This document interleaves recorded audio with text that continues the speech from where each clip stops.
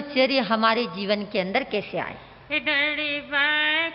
स्थल भुज दंड सबल और कंचन जैसे काया है। आँखों में चमक, चेहरे पे दमक, यह ब्रह्मचर्य की माया है। दड़बक्ष स्थल भुज दंड सबल और कंचन जैसी काया है। आँखों में चमक, चेहरे पे दमक, यह ब्रह्मचर्य की माया है। कितना सुंदर कहा कवि ने। आज हम देखते हैं, आज छोटे छोटे बच्चों की आंखों की में क्या लग जाते हैं। अरे छोटे छोटे बच्चों के आंखों पर चश्मा लग जाता है। क्यों लगता है, किस कारण लगता है। 5 दिन पहले एक महिला आई, महाराज मेरे बच्चे की जो 8 साल का बच्चा है, एक आंख के नंबर 5, एक आंख के नंबर 7। क्यों, क्या कारण है। जब गर्भावस्था में हमारी महिलाएं रहती है, जब वासनाओं पर कंट्रोल नहीं करती है, वासनाओं पर ब्रेक नहीं लगाती है, टीवी देखती है और वासनाओं का वेग इनका चलता रहता है, फिर कहते हैं कि बच्चा हनुमान बन जाए। भूल जाना, हनुमान कदापि नहीं बन सकता आपका बच्चा, कदापि राम नहीं बन सकता, कदापि वह शक्तिशाली पुरुष नहीं बन सकता है। काश अपने बच्चे को शक्तिशाली पुरुष बनाना है तो आपको सबसे पहले माता अंजना बनना पड़ेगा। जब तक आप माँ अंजना नहीं बनोगे तब तक ये सपने भूल जाना। याद रखना, माँ अंजना जब सासू उस अंजना को निकाल देती है कलंक देकर, लेकिन धन्य है उस बहू को, धन्य है उस वीरांगना को जब कलंक देकर सास निकाल देती है, फिर भी अपने जीवन का कैसे निर्वाह करती है। 12 वर्ष में जब एक बार पवन उनसे मिलने आता है, जब पवन मिलने आता है, जब वह गर्भवती होती है, तब वह प्रतिज्ञा लेती है कि जीवन भर मुझे ब्रह्मचर्य का आप क्या करना है। अरे जब ब्रह्मचर्य का पालन करती है और 9.5 मास जब व्यतीत होते हैं और जब पुत्र जन्म लेता है, वह पुत्र कौन बनता है, हनुमान।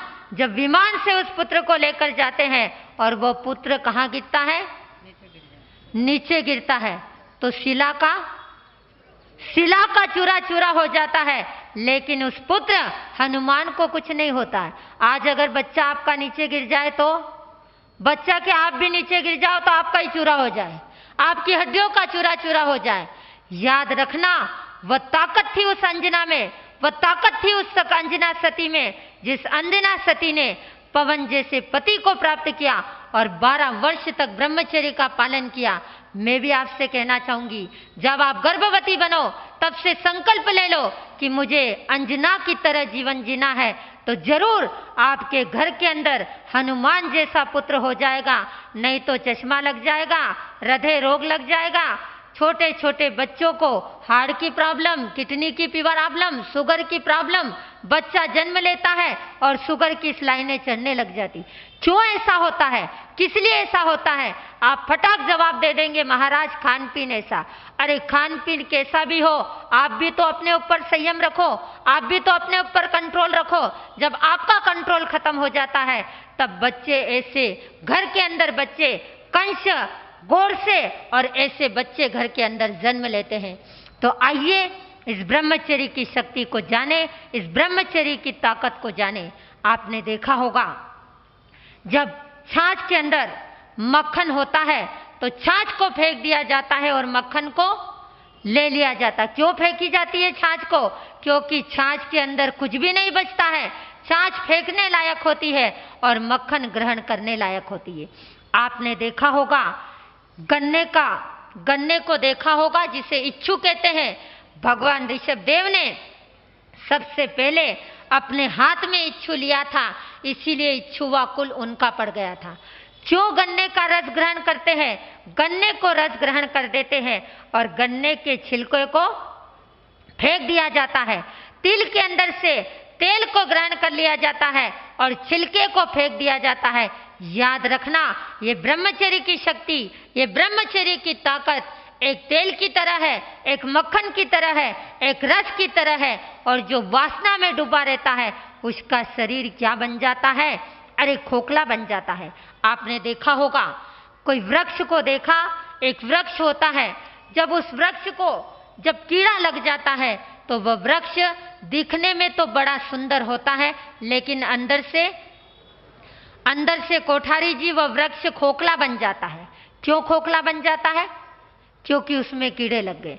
याद रखना, जिस व्यक्ति के शरीर के अंदर जब शुगर हो जाती है, वह दिखने में तो बड़ा सुंदर दिखता है, लेकिन अंदर से उसका शरीर खोखला बन जाता है। जरा सी ठोकर लगी तो उसको भय है, जरा सी चोट लगी तो उसको भय है, जरा सा कांटा लग गया तो उसको भय है।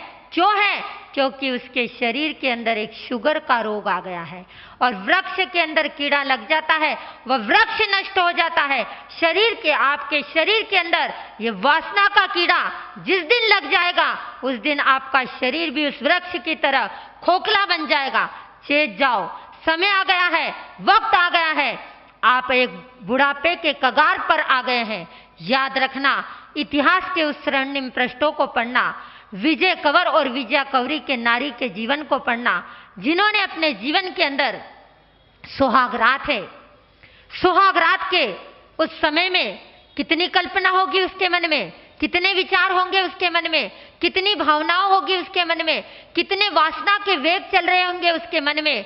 सुहागरात के दिन अपने पति के रूम में आती है, विचार करती है, करके 16 तिनकार पियो पे जाती, पियो पे जाती, बालम से सुंदर प्रेम धरी बतलाती, गहना पहरा है खूब घुंघर घमकाती, घुंघर घमकाती, कामी की छाती थरर थरर थर्राती, हित करके बोले विजय कंवर सुन प्यारी, भर यौवन में पाल्यो सिल के ममता मारी, श्री विजय कंवरी और विजया कंवरी भारी हो भारी, भर यौवन में पाल्यो सिल के ममता मारी। श्रृंगार से सजी हुई नारी विचार करती है,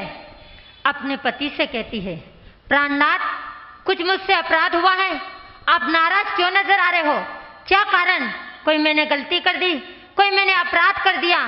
तब विजय कंवर कहता है, विजया चिंता मत करो, तुम फिक्र मत करो, तुम उदास मत हो, तुम नर्वस मत हो, तुम मायूस मत हो।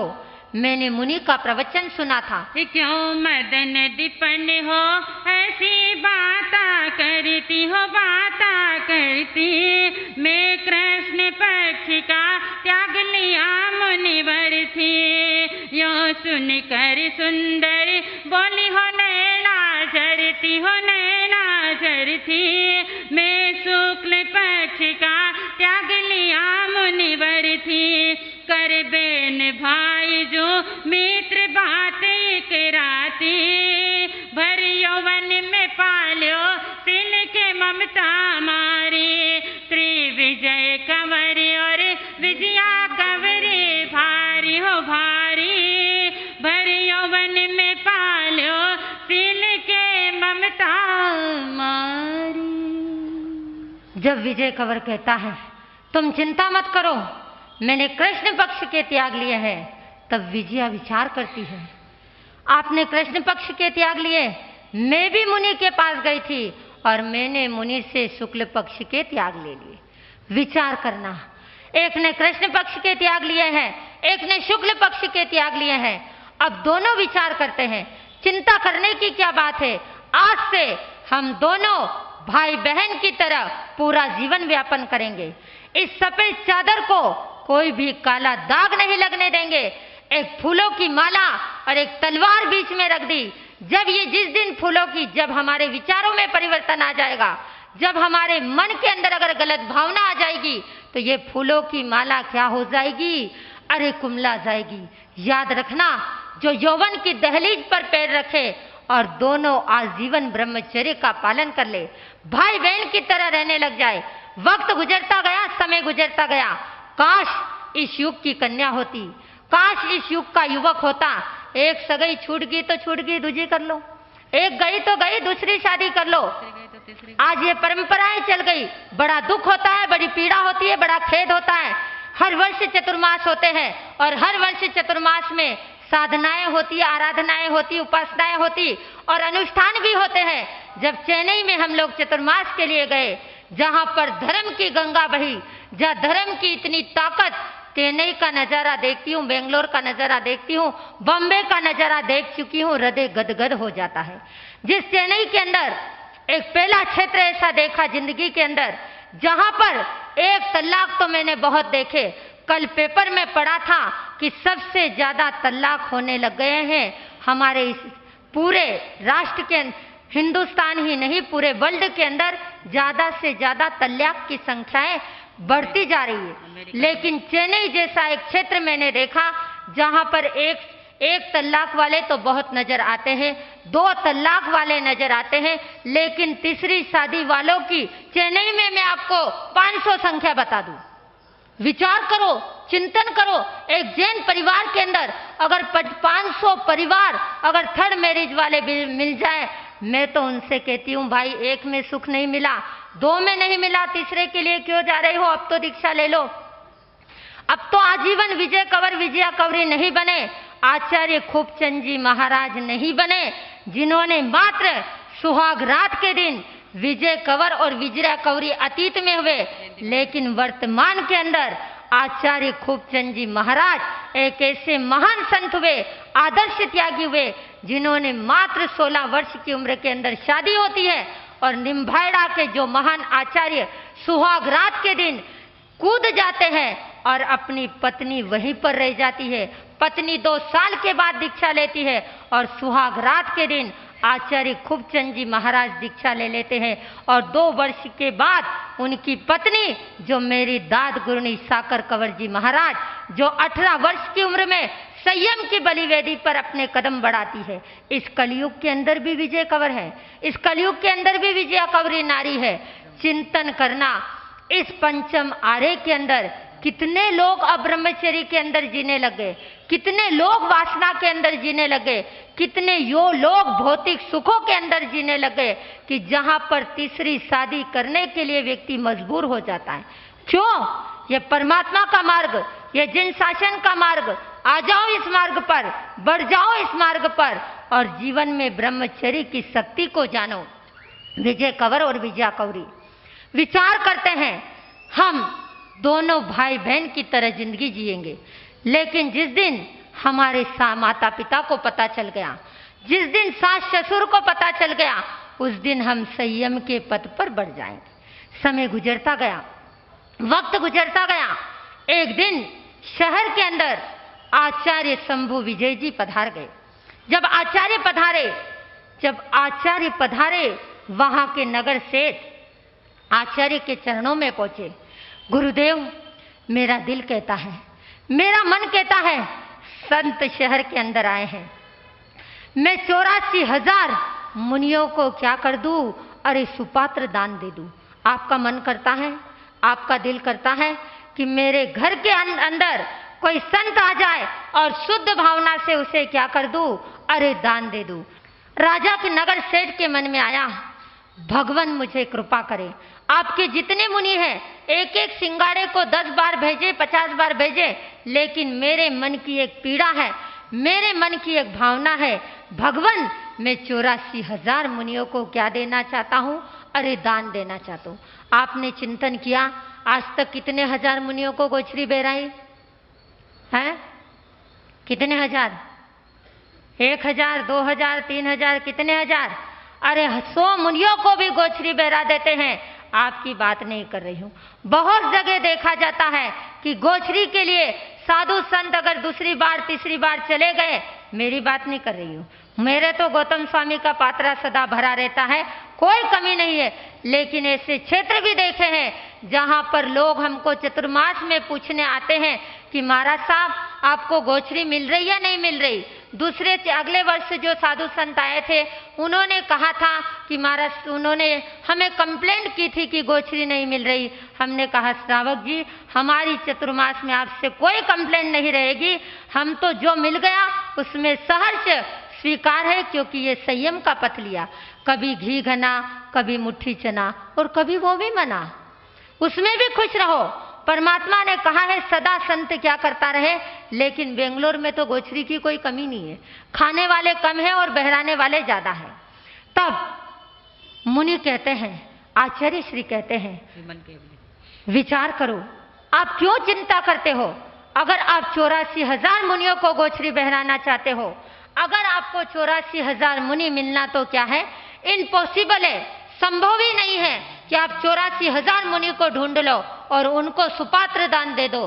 तो बताओ मुनि, भगवान में क्या करूं? तब आचार्य श्री बताते हैं, उस विजय शेर से आचार्य श्री उस शेर से कहते हैं, शेर जी एक काम करो, इस नगर के अंदर एक विजय कंवर और विजया कंवरी दोनों पति पत्नी है, तुम तुम्हारे घर पर उन्हें बुलाओ और उन्हें भोजन कराओ, 84,000 मुनियों को दान दो और विजय कंवर और विजया कंवरी को क्या कराओ? क्या कराओ? अरे भोजन कराओ। याद रखना, अतिथि सेवा का पुण्य पता चला आपको? कैसा होता है स्वधर्मी भाई को भोजन कराना, कैसा होता है एक ब्रह्मचर्य को भोजन कराना। आप कितने भाग्यशाली हैं, कितने पुण्यशाली है बेंगलोर वासी कि यहाँ पर अतिथियों की लाइन लगी हुई है। कितनी श्रद्धा से ये समिति के लोग सुबह से शाम अपना अनमोल समय देकर, चाहे आवास व्यवस्था वाले हो, चाहे भोजन व्यवस्था वाले हो, चाहे संघ के पदाधिकारी हो, चाहे हमारी महिला मंडल हो, चाहे हमारी युवा शक्ति हो, आस्था और श्रद्धा के साथ अतिथि के लिए पलक पावड़े बिछा कर बैठे। मुनि के वचन सुने और विचार करने लगे, मेरे शहर के अंदर, मेरे नगर के अंदर ऐसे दोनों पुत्र और पुत्रवधू हैं जो हमारे इस नगर का गौरव बढ़ा रहे। तब घर पर पहुंच गए, विजय कंवर और विजया कंवरी से कहा, आज आपको मेरे घर पर भोजन के लिए आना। उन्हें विचार आया, आपको कैसे पता चला कि हम दोनों बहन भाई की तरह रह रहे हैं? कि मुनि राज ने हमें बताया। तब दोनों ने चिंतन किया, हमने संकल्प लिया था, हमने प्रतिज्ञा ली थी कि जिस समय पता चल जाए कि हम दोनों ब्रह्मचर्य का पालन कर कर अपने जीवन को जी रहे हैं, उस दिन हमें संयम के पथ पर बढ़ जाना है। जैसे ही पता चलता है और वह संयम के पथ पर बढ़ जाते हैं।